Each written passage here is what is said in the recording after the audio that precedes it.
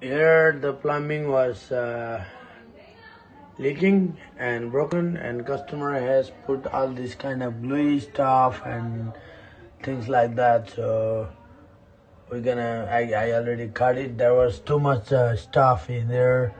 I'll take it out, plunge it out, and then now we're gonna rebuild it. Connect this to a sink and put it in here. This is before, let's say. I need to change this because it was loose, and you can see here it's broken.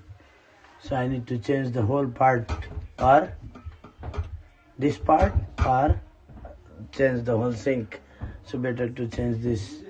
Customer will be happy to spend less and fix it. Okay, here we finish it. Now we have to extend the pipe, plumbing water line, so it's nice and good. It's not leaking. We had to change this. You can see the difference. That is the old one, and we bought a new one here, and all this is new. All right.